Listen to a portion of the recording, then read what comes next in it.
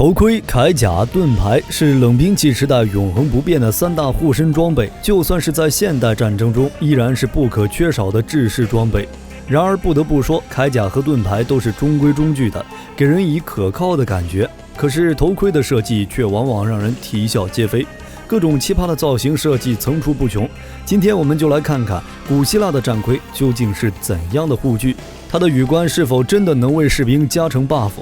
古希腊战盔单从外形上看就已经让人移不开目光，最吸睛的无疑是顶端的扇形机关设计，这样的设计无疑让佩戴者成为战场上的非主流，敌军心中的指路明灯。这样高人一等的头盔也许不能提高你的力量，但一定能让你鹤立鸡群，回头率爆表。如果当初有网络，那么头戴此盔者必然能成为新一代的网络达人。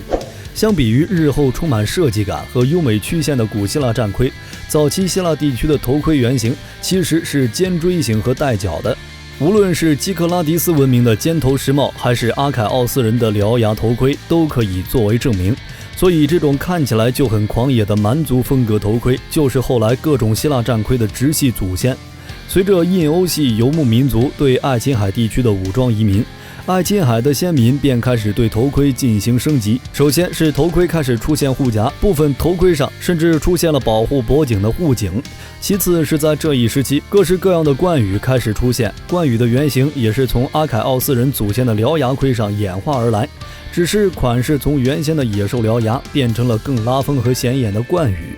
最早的冠羽很简单，是模仿战马或野猪的鬃毛，从头盔顶部垂下一缕，用来体现战士一往无前的勇气。只不过随着人们艺术与地位的变化，后来的冠羽形制就变得复杂与精细。比如有的冠羽是从头顶前向后绕一圈，有的则是反过来从后向前绕一圈，这和后来古典时代的战盔有很大的区别。当然和獠牙盔一样，后来的战盔同样也出现了向两侧张开、左右对称的冠羽样式。虽然爱琴海文明消亡了，但是希腊特色的冠羽却熬过了黑暗的时代，在古典时代和希腊化时代复活。冠羽除了能美化军容之外，还可以为将军提供观察阵型的参照物，以便快速地整顿军阵。而且在古希腊神话中，战争之神阿瑞斯的形象就是头戴拥有这样冠羽的头盔。阿瑞斯是力量与权力的象征，被视作尚武精神的化身。也许战士们头戴这样的头盔，或许真的能在战场上拥有莫大的勇气。古希腊作为一个将脑袋保护到极致的文明，他们的战盔是如何发展的呢？随着当时冶炼技术的进步和战争烈度的提升，蛮族风格的獠牙盔终于出现了金属的全新版本。而这时已经来到了古希腊文明的开端——迈锡尼文明。当时克里特岛的哈基亚、特里阿达和扎克罗地区出现了一种深眼窝式的头盔，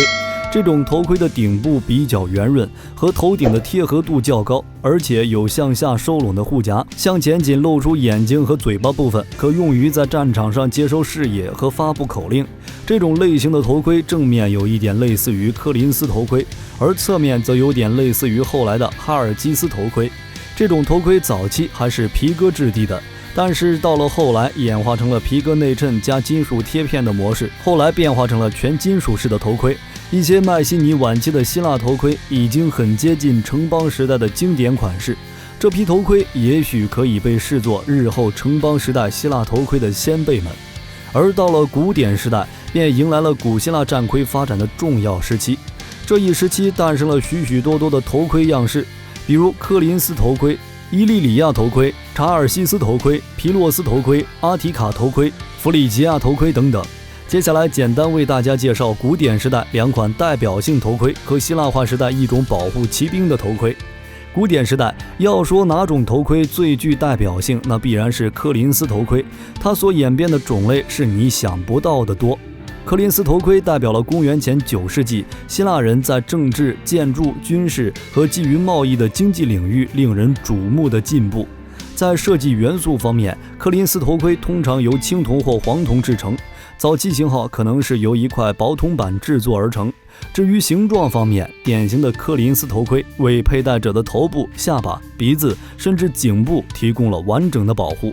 随着时间的推移，一些重装步兵会在头盔上扎上由染色马尾制成的装饰，或在头盔上进行复杂的雕刻，从而投射出一种精英主义的感觉。然而，当涉及实用性时，特别是在激烈的战斗中，柯林斯头盔被证明对许多佩戴者来说是有损害的。其中一个原因是，这种封闭的头盔设计阻碍了佩戴者的周边视野以及他们的听力。在非战斗情况下，许多重装步兵更倾向于将柯林斯头盔挂在背后，明显就说明了其头盔的局限性。因此，在古希腊晚期，这种头盔便开始不再受到军队的青睐。另一种具有代表性的便是被斯巴达人发扬光大的皮洛斯头盔。皮洛斯头盔是简单、便宜、有效的代名词，它源于同名的锥形帽，但头盔是由青铜制成，也呈锥形。由于皮洛斯头盔的形状和简单的形式更容易生产，并且十分廉价，再加上其内在的开放式设计，使在一个紧凑方阵中的士兵之间能有更好的沟通和战场感知能力，非常适合斯巴达人的战术。同时，由于其重量较轻，在雅典的弓箭手或是其他轻型部队中也十分受欢迎。古典时代结束，希腊化时代开始，这时期的头盔种类大概有皮奥蒂亚头盔、科诺斯头盔。皮奥蒂亚头盔是一种用来保护骑兵的头盔，马其顿的经济就采用了皮奥提亚头盔。奇怪的是，这种带有各种风格特征和羽毛装饰的头盔也被遥远的中亚、大夏和印西统治阶级的精英们所采用。在设计方面，皮奥蒂亚头盔的顶部类似于之前提到过的简单的皮洛斯头盔。然而，皮奥蒂亚头盔的独特之处在于它倾斜的金属边缘，既可以从后面延展出去保护颈部，又能同时在前面稍微向下突出，抵挡敌人从上至下的打击。此外，它还有可以保护脸颊的护甲，并且不会妨碍佩戴者的视野和听力，这对骑兵来说是十分重要的。探秘冷兵器，揭开神秘面纱，你对古希腊战盔有什么看法？或是想要了解更多希腊战盔的样式，都欢迎在评论区与4成一起讨论。本期视频内容就到这里，我们下期再见。